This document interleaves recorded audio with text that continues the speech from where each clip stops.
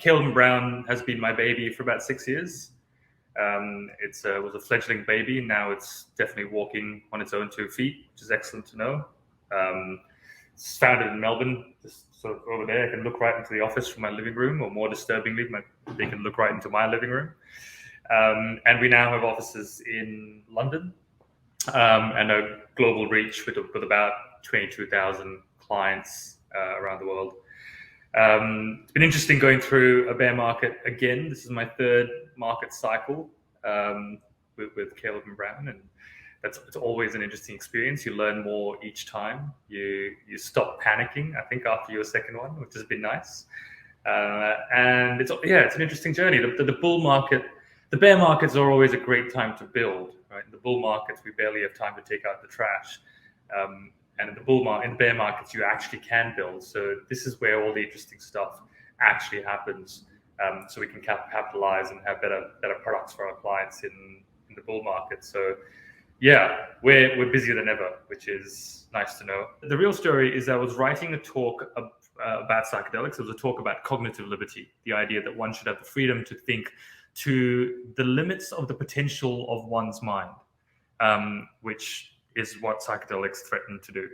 And I stumbled across the idea of fiscal liberty, which is not something I'd ever quite considered, having always lived in a first world democracy with a stable economy.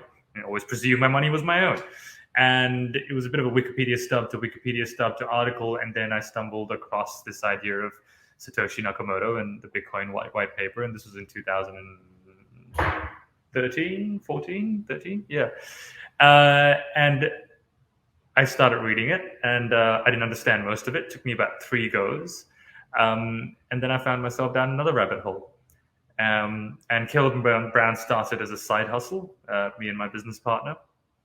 And it started as a side hustle, which then became a main hustle. And I ran that as CEO for 5 years, which is a very steep learning curve for a psychiatrist to become CEO of a financial services brokerage. Caleb & Brown was the world's first cryptocurrency brokerage. And to have grown it to the sort of size that we are now, I've learned a lot. I've learned a lot about entrepreneurship and business and finance, and very glad I did. And so I still sit as chairman of the board at CNB, but I stepped down as CEO about 2 years ago. It's the first dedicated cryptocurrency brokerage. So the model that Caleb & Brown have is that every client gets a personal broker, and you pick up the phone and call your broker, and who manages everything you need in the cryptocurrency space. And this is something that, if you're a client of Fidelity, you probably had access to, or if you're a client of Goldman. But for your average retail consumer, this was not something that they had access to. And that was one of the major barriers to entry for a lot of people to enter the crypto space, was that lack of education, the lack of I don't know how to do this. I'm worried that I might lose my keys. Another factor to consider, the median age of our client population is, I think, 46. Which is very different to your average cryptocurrency client. Your consumers are older than the average? About 20 years older than the average. I think the average client exchange client is about 27 or something along that lines. Okay. And that's because we cater to a completely different market. We cater to a more sophisticated investor, and we cater to an investor that has perhaps less time and wants someone to help them with the whole process.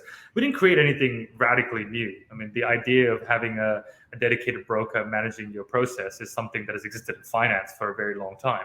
It just didn't exist in crypto because it's incredibly resource intensive. We have to run 24/7 operations because the market never sleeps. We service a global clientele. And so it's a hard business to get off the ground. And from the time we started it, we've constantly been asked, when are you starting an exchange? When are you starting an exchange? We adamantly we're not starting an exchange. It's the reason why we're not starting an exchange. We're not trying to compete with Binance and FTX and the rest. The world doesn't need another crypto exchange. Let me ask you, who holds the keys? You mean the coins? So we use an external custody provider. But the clients have the option of either taking custody themselves, which some clients do, or of leaving custody with us. That's interesting. And we use an external insured custody provider. Where the key is kind of like double-faced, where the client has to be able to put in some of the information as well? Yes. So we don't have the we wouldn't have the capacity to freely utilize a client's assets. Okay, that's fantastic, because as you know, a lot of the exchanges, not your keys, not your coins. Absolutely. And so let me ask you, so if I called up a broker from Caleb and Brown and I said I wanted to buy 10,000 shares of I could say like SHIB or Dogecoin, or even something, shittier than that, is high risk, super high risk. Are you going to dissuade me? Are you going to educate me on why I shouldn't invest in that? Or are you just going to go ahead and say, yes, let's do it? Look, the short answer is our primary limitation is regulation, and the capacity that we don't want to be giving financial advice. Crypto is still in this gray line of financial advice. Yes. And we adamantly do not want to cross that line. We're a legitimate player. We're not trying to undercut the regulatory landscape, which we see as incredibly useful. And we're currently working with the regulators, particularly here in Australia, on how we can better cross that line to offering that advice. What we aim to do as far as possible is to prevent our clients from making bad decisions. But we certainly are not going to overstep the mark and to try and get you to make what we perceive to be good decisions, because that is a very subjective notion, that latter, and that is a trap that is very easy to fall into until we've gotten ourselves to the point where we have regulatory safety to be giving official financial advice. But we do try to provide as much education as possible, because we do see a moral responsibility to help our clients to not make flagrantly bad decisions. I think there's a consumer protection principle that comes in there. And to also not panic. That's really the biggest thing when you go into crypto. I mean, as somebody who went through the .coms, right? So I'm old enough to have been in the pre-.coms, post.com, and .com, that whole thing. So, the idea that your investment today, if you're trying to put in $100 and make $1,000, that's high risk.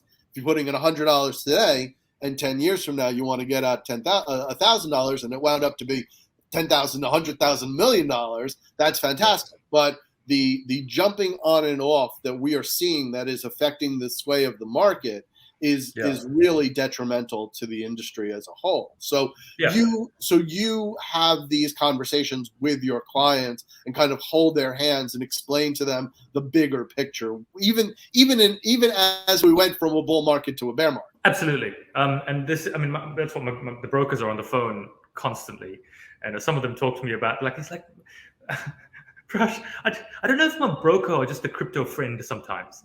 Some of my clients just call me because they just want to have a yarn and they don't have anyone else to talk to about crypto. I'm like, well, that's our role. That's also our role. That is absolutely our role, right? It's the slow education process, which is what makes our client a smarter client, a better client. And the other thing with this whole jumping in and out, I think there is something to be said about that additional barrier between someone making impulsive decisions and having to talk to someone who you trust as the intermediary between those decisions. I think is a very valuable step. Not to mention having taking away the risk of accidentally doing something wrong, not storing your keys, your coins safely. There are a number of distinct benefits to why we use a bank rather than shoving our money under the mattress. And that's exactly how Caleb & Brown functions. And can Americans utilize Caleb & Brown, or is it purely an Australian company? Yes, we have a global client base. With the bulk of our clients are spread across North America and Australia. And Europe. Is there a minimum dollar usage, minimum dollar to get in? There is our general minimums. They're not that high. It's about $10,000 per client. So we have tiers of brokerage depending on service, I guess, depending on the client. But the lowest barrier of entry is 10 grand. That's fantastic.